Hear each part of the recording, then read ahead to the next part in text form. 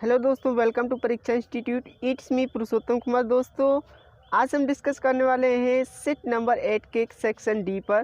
Class 12th के लिए unsolved है ये। चलिए स्टार्ट करते हैं इस सेशन को। लेकिन उससे पहले अगर आपने चैनल को सब्सक्राइब नहीं किया है तो सब्सक्राइब कर लीजिए, बेल आइकन को प्रेस कर लीजिए, और जिससे कि आने वाली वीडियो की नोटिफिकेशन आपको बिल्कुल टाइम पर मिल जाए। चलिए स्टार्ट करते हैं इस सेशन को और अपने स्टडी को और भी रुचिकर बनाते हैं। चलिए आपका यहाँ पर क्वेश्चन नंबर 7 जो है आज का क्या है, चलिए देखते हैं। Answer the following question in about 40 words each. हमें 40 शब्दों में उत्तर देना है प्रश्नों के। चलिए तो यहाँ पर फर्स्ट क्वेश्चन आपका है, French things will they make them sing in German even the pigeon what could this means. French सोचता है कि वे उन्हें जर्मन में गाएंगे, यहाँ तक कि कबूतर भी इसका क्या मतलब हो सकता है। मतलब ये इसका मतलब बताया गया, एक फ्रेज है। तो when friends wondered whether they would make even the pigeons sing in German, he meant that they had grown up using French as their language. Now taking it away from them would be unfair and unkind. The language was as natural to them as cooing is the pigeon. जब French ने सोचा कि वे कबूतरों को भी German में गाएंगे, तो उनका मतलब था कि वे फ्रेंच को अपनी भाषा के रूप में इस्तेमाल करते हुए बड़े हुए हैं। अब उन्हें इनसे दूर ले जाना अनुचित और निर्दयी होगा। उनके लिए भाषा उतनी ही स्वाभाविक थी जितना कि कबूतरों के लिए।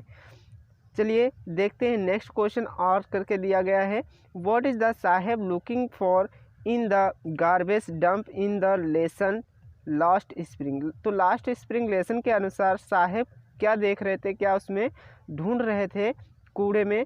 चलिए देखते हैं इसका आंसर क्या है।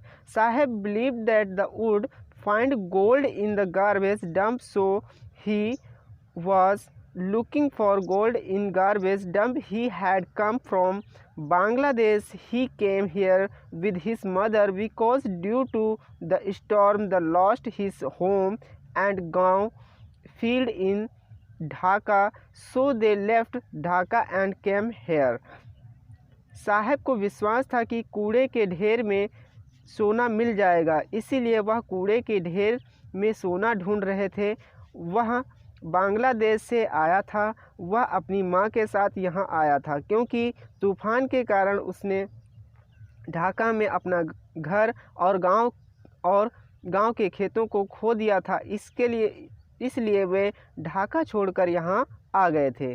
बी नंबर क्वेश्चन है, तो बी नंबर है, from where did the peddler get the idea the word being rat trap in lesson the rat trap. Peddler को दुनिया के चूहेदानी होने का ख्याल कहाँ से आया।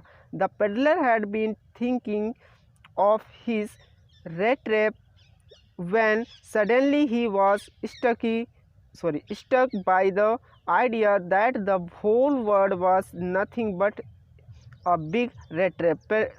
पेडलर अपने चूहेदानी के बारे में सोच रहा था कि अचानक उसे यह विचार आया कि पूरी दुनिया एक बड़े चूहेदानी के अलावा और कुछ नहीं है।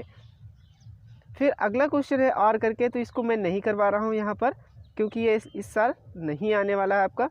8 नंबर क्वेश्चन में आपके 80 शब्दों में आपको आंसर देना है, तो यहाँ पर आपको मैं करवा रहा हूँ क्वेश्चन का आंसर। तो क्वेश्चन आपका है A number, why should child labour be eliminate and how describe view of author Anees Jung in her lesson last spring. ये भी लास्ट स्प्रिंग से ही है, उसके बारे में डिस्क्राइब करना हमें।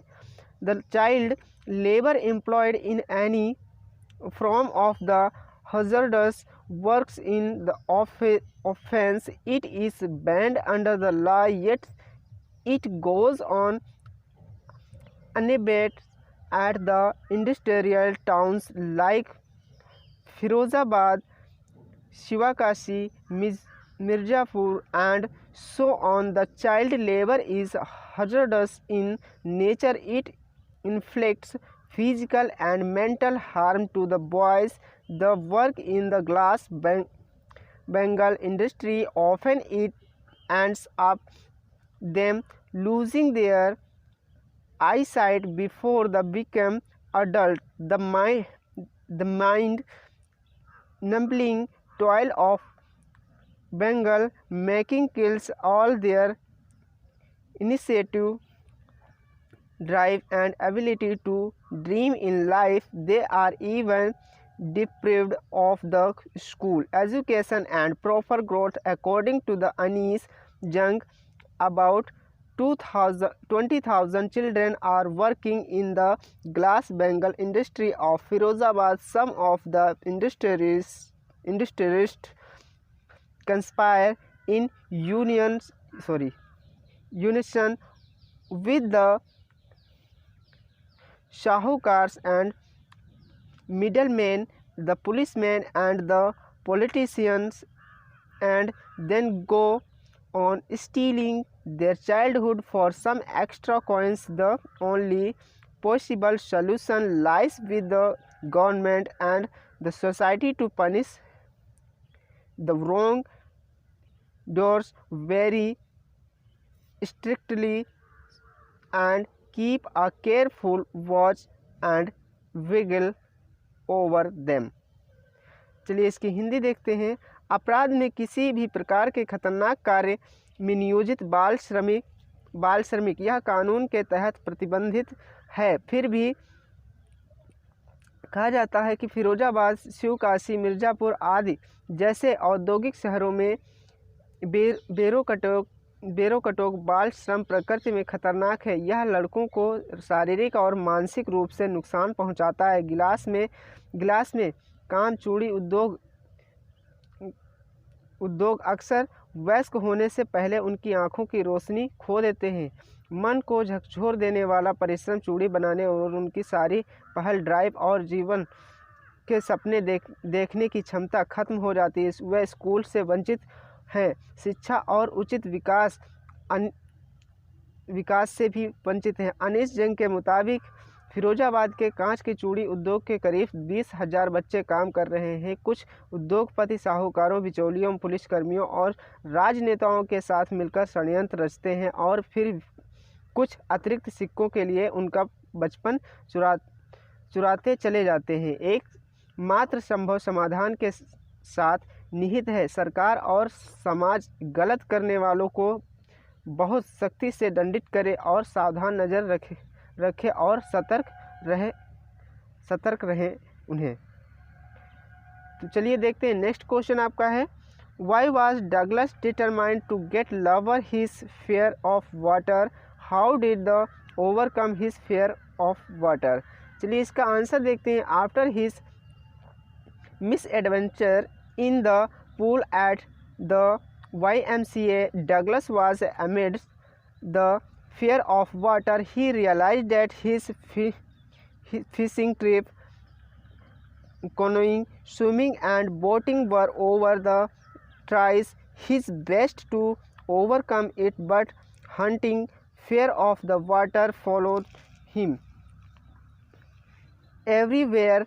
Finally, he decided to engage an instructor to learn to swim and to overcome his fear. He went to the pool and practiced for 5 days a week an hour each day. The instructor put a belt around him and a rope was attached to the belt. The rope went through a pulley that ran an overhead cable. Douglas held on end of the rope and went back forth across the pool on each trip. Some of the traitor would seized him up. After 3 months, the tension began to decrease. Piece by piece, he shed the panic. He taught him to put his face underwater and exhale. He also learned how to raise his nose and inhale. This exercise was repeated hundreds of times. Now he was able to shed part of the fear that seized him underwater. Him went to Lake Wentworth, treks, islands and slums acts. Island he swam 2 miles across the lake. Now he was determined and he swam on. He shouted with joy and he had conquered his fear of water. YMCA। चलिए इसकी हिंदी देखते हैं। YMCA में अपने दुस्साहस के बाद Douglas अब पानी के डर के बीच था। उन्होंने महसूस किया कि उनकी मछली पकड़ने की यात्राएं, कैनोइंग, तैराकी और नौका विहार समाप्त हो गए थे। उसने इस बार काबू पाने की पूरी कोशिश की, लेकिन पानी के भयानक डर ने हर जगह उसका पीछा किया। अंत में उसने तैरने के लिए सीखने और अपने डर को दूर करने के लिए एक प्रशिक्षक को नियुक्त करने का फैसला किया। वह पूल में गया और सप्ताह में 5 दिन प्रत्येक दिन 1 घंटा अभ्यास किया। प्रशिक्षक ने उसके चारों ओर एक बेल्ट लगाई और बेल्ट से एक रस्सी जुड़ी थी। रस्सी एक चरखी के माध्यम से चली गई जो चलती थी। Overhead cable. डगलस ने रस्सी का एक सिरा पकड़ा और पूल के पार आगे पीछे चला गया। प्रत्येक यात्रा पर कोई न कोई आतंक उसे पकड़ लेता था। 3 महीने बाद तनाव कम होने लगा। टुकड़े टुकड़े करके उसने दहशत छोड़ी। उसने उसे अपना चेहरा पानी के नीचे रखना और सांस छोड़ना सिखाया। उसने यह भी सीखा कि कैसे अपनी नाक को ऊपर उठाना और श्वास लेना। इस अभ्यास को सैकड़ों बार दोहराया गया। अब वह उस डर से दूर करने में सक्षम था जिससे उसने पानी के नीचे जकड़ लिया था। वह लेक वेंटवर्थ, ट्रिंक्स आइलैंड और स्लम्स एक्ट आइलैंड गए। वह झील के उस पार 2 मील तैर गया। अब वह दृढ़ था और वह तैर गया। वह खुशी से चिल्लाया और उसने पानी के डर पर विजय प्राप्त कर ली थी। 9 नंबर क्वेश्चन है। तो यहाँ पर आपको स्टेंजा दिया गया है। स्टेंजा को आपको रीड करना है। उसके बाद में नीचे दिए गए क्वेश्चन के आंसर देने हैं। तो स्टेंजा ये आया है आपका माई मदर एट 66। तो यहाँ पर मैं आपको डायरेक्ट क्वेश्चन करवाने वाला हूँ। Where was the poet driving to, who was sitting beside her. तो पोएट जो था, मतलब लेखक जो है, वो क्या चला रहा था और वो उसके साथ में कौन था उसके पास में। The poet was driving from the her parents home to, मतलब कहाँ जा रहा था और उसके साथ में कौन था। तो यहाँ पर बताया जा रहा है the poet was driving from her parents home to the Cochin airport. Her mother was sitting beside her. कभी अपने माता पिता के घर से कोचीन हवाई अड्डे के लिए गाड़ी चला रहा था। बगल में उसकी माँ बैठी थी। What did the poet notice about her mother? अपने माता के बारे में उसने क्या नोटिस किया उसके बारे में बताना है। The poet noticed that her mother was sleeping with her mouth open and her face looking like that of a corpse. She also noticed that her mother had grown old. कवि ने देखा कि उसकी माँ मुंह खोलकर सो रही थी और उसका चेहरा लाश जैसा लग रहा था। उसने यह भी देखा कि उसकी माँ बूढ़ी हो गई है। अब यहाँ पर बताना है पोएटिक डिवाइस कौन सी है। तो पोएटिक डिवाइस यहाँ पर बताया जा रहा है हर, लेस, असिन, लाइक। तो लाइक, एज, सो जैसे शब्द अगर आते हैं किसी स्टेंजा में या किसी लाइन में तो वो सिमली में होता है। तो यहाँ पर आपका पोएटिक डिवाइस हो जाएगा सिमली। नेक्स्ट आपका स्टेंजा दिया गया है, यह आपका है इसको भी हम यहाँ पर सॉल्व करने वाले हैं। द ब्यूटी से है यहाँ पर, थिंकिंग ऑफ ब्यूटी से। तो यहाँ पर हम डायरेक्ट क्वेश्चन करने वाले हैं। How is a thing of beauty a joy for ever. सुंदरता की चीज़ हमें हमेशा के लिए खुशी कैसे देती है। According to John Keats a thing of beauty is a joy of forever. It is a constant source of happiness and pleasure. Its love lines increase every moment. John Keats के अनुसार सुंदरता की चीज़ हमेशा के लिए खुशी है। यह सुख और आनंद का निरंतर स्रोत है। इसकी शोभा हर पल बढ़ती जाती है। What kind of sleeps does it provides? यह किस प्रकार की नींद प्रदान करता है। As per the given poem, a thing of beauty provides us a sleep that is full of sweet dreams, as can be inferred from the line, but will keep a bower and quiet breathing. दी गई कविता के अनुसार सौंदर्य की चीज़ हमें एक नींद प्रदान करती है जो मीठे सपनों से भरी होती है। जैसा कि पंक्ति के अनुमान लगाया जा सकता है, लेकिन एक बार बोवर रखने और शांत श्वास लेना चाहिए हमें। फिर इसमें भी पोएटिक डिवाइस आपको फाइंड करना है। तो यहाँ पर देखिए, अ बोवर क्वाइट फॉर अस। तो यहाँ पर इसमें मेटाफर आपका पोएटिक डिवाइस हो जाएगा। फिर सेंट्रल आइडिया करनी है। सेंट्रल आइडिया मैंने इसमें से आपको अ थिंग ऑफ ब्यूटी की माई मदर 66 की पहले से ही करवा रखी है, तो उसमें आप जा कर के अनसॉल्व में पहले से मैंने करवा दिया, तो इसमें नहीं करवा रहा हूँ आपको। और द रोड साइड इसका स्टैंड, इसका मैंने यहाँ पर इस बार आपके एग्ज़ाम में नहीं आएगा तो नहीं करवा रहा हूँ। 11 नंबर क्वेश्चन पे हम लोग विजिट करते हैं। Answer the following question in about 40 words each. तो 40 शब्दों में इसके आंसर देने हैं। Do you think that the third level was a medium of escape for Charlie and why. क्या आपको लगता है कि तीसरा स्तर चार्ली के लिए पलायन का माध्यम था और क्यों।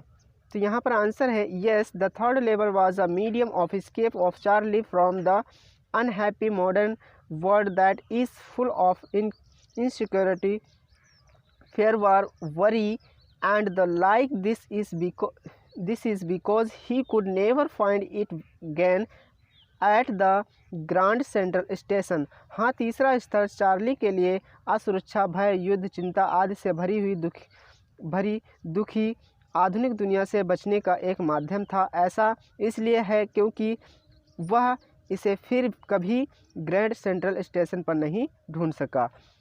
और करके फिर अगला क्वेश्चन है right a character sketch of tiger king. तो यहाँ पर प्रतिबंबपुरम के जो किंग थे उनके अनुसार द टाइगर किंग स्टोरी जो है उसके अनुसार आपको उनका करेक्टर स्केच देना है। तो 40 शब्दों में ही देना है, तो मैंने यहाँ पर राइट कर रखा है। देखिए, the Maharaja of Pratibambpuram was a brave, resolute, determined, courageous and a firm ruler of his state. When he was born, astrologers had predicted his death with a tiger. प्रतिबंबपुरम के महाराजा अपने राज्य के एक बहादुर, दृढ़ निश्चयी, साहसी और दृढ़ शासक थे। जब उनका जन्म हुआ था तो ज्योतिषियों ने बाघ से उनकी मृत्यु की भविष्यवाणी कर दी थी। सी नंबर क्वेश्चन है यहाँ पर, why does Derry says I am not afraid people are afraid of me. Derry says ने ऐसा क्यों कहा कि मैं घबराया हुआ नहीं हूँ बल्कि लोग मुझसे घबराए हुए हैं। Lamb said him to fight against the situation and be conflict. People react in such a way that he was dangerous animal on the earth. So that's why Derry's avoid going in front of the people. This explain that he not afraid from people, he afraid from himself. मेमने ने उसे स्थिति के खिलाफ लड़ने और अस्वस्थ होने के लिए कहा। लोग इस तरह से प्रतिक्रिया करते हैं कि वह पृथ्वी पर खतरनाक जानवर था, इसीलिए डेरी लोगों के सामने जाने से बचते थे। यह बताया जाता है कि वह उन लोगों से नहीं डरता था जो वह खुद से डरते थे।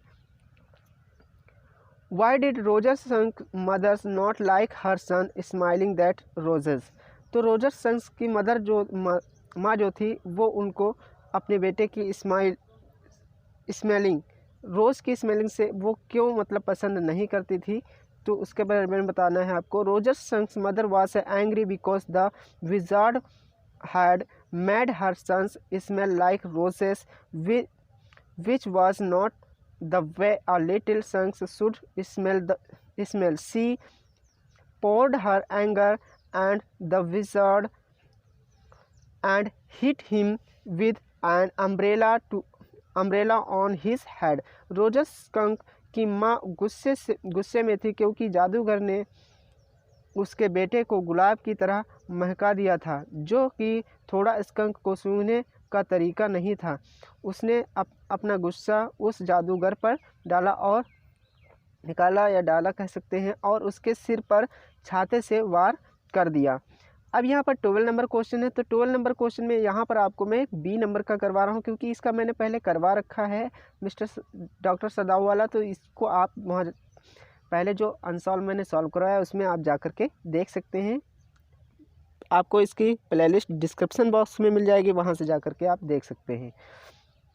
चलिए देखते हैं नेक्स्ट। तो यहाँ पर how does the story Should Wizard Hit Mommy bear testimony to the fact that the frustration faced by adult and the personal experience often introduced upon the interactions with their children elaborate। तो यहाँ पर आपका answer है it is an acceptable fact that adults are more mature considerate and wise than that of child. They are the better judge of good or bad events, so they from a very judicious opinion on every matter. They give a well thought analysis, and from opinion of the other hand, children are ignorant, innocent and experienced.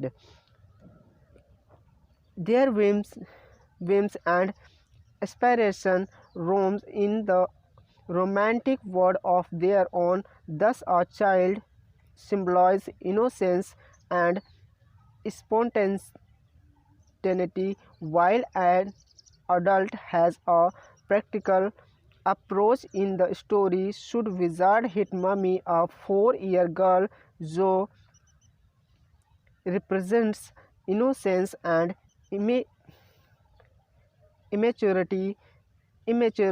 She wants wizard to hit mummy as she has forced the wizard to transmit the offensive smell in skunk rather than the rose smell. The girl does not think appropriate that the mummy should hit the wizard. From her perspective,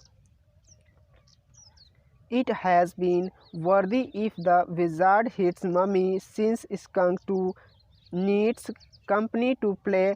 On the other hand, Jack tries to justify that what he does has been the quantified views। यह एक स्वीकार्य तथ्य है कि वयस्क बच्चे की तुलना में अधिक परिपक्व, विचारशील और बुद्धिमान होते हैं। वे अच्छी या बुरी घटनाओं के बेहतर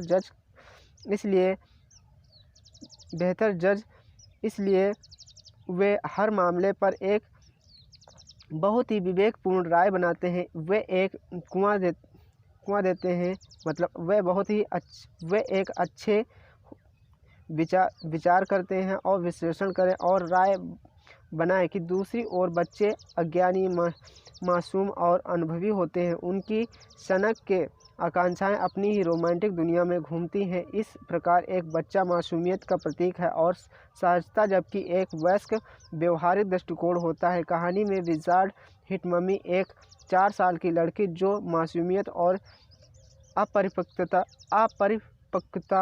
का प्रतिनिधित्व करती है। वह चाहती है कि माँ को मारने के लिए जादूगर क्योंकि उसने जादूगर को स्कंक के बजाय आक्रमण गंध संचारित करने के लिए मजबूर किया। गुलाब की गंध लड़की यह उचित नहीं समझती कि माँ को जादूगरनी को मारना चाहिए। उसके दृष्टिकोण से यह अगर जादूगर की माँ को मारता है तो योग्य रहा, क्योंकि स्कंक को भी खेलने के लिए कंपनी की ज़रूरत है। दूसरी ओर जैक यह सही ठहराने की कोशिश करता है कि वह जो करता है वह पवित्र दृष्टिकोण है। आई होप ये कहानी आपको स्टोरी मतलब ये अनसॉल्व आपको अच्छा लगा होगा। अगर अनसॉल्व अच्छा लगा है, वीडियो अच्छा लगा है, तो आप इस चैनल को सब्सक्राइब कीजिए, वीडियो को लाइक कीजिए। मिलते हैं नेक्स्ट वीडियो में, तब तक के लिए बाय बाय।